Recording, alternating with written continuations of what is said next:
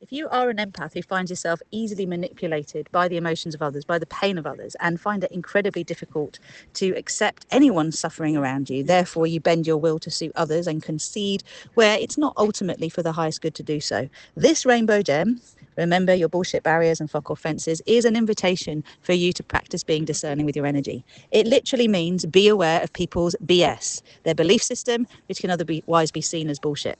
And in terms of fuck off fences, this is again about the boundaries where you say, this is my line, I'm drawing this line, do not cross this line. If you cross this line, there will be consequences. I have forewarned you. Therefore, what you do with this information is up to you, but you have been given very, very clear guidance as to how I'm going to behave.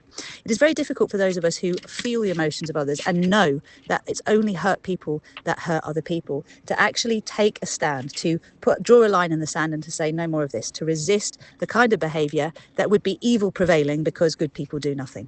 When you act in alignment with your highest self, and you are fulfilling your highest timeline, you lead by example, not through self-sacrifice. And this is essential to remember in a world where we are living in codependent relationships, where others are generally controlled through fear and manipulation.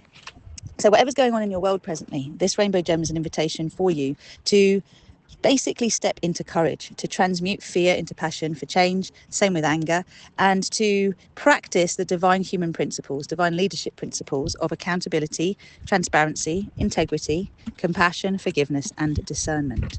Not everyone will act in this way, and so you may well be facing a situation where others do not have the same high intention as you. They're operating from survival programming. They're looking to get out of what they perceive to be true and impending danger, although it is unlikely to be that case. It's just that they have fear goggles on, fear filters on, based on perhaps experiences from their ancestors or their own early lives, and they are not seeing things clearly or in a balanced way.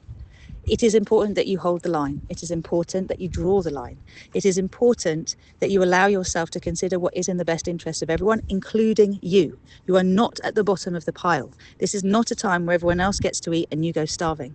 It is very, very important to remember that as we shift our frequency from surviving to thriving, there will be temporary discomfort as we no longer play along with the way that others have been able to continue for so long.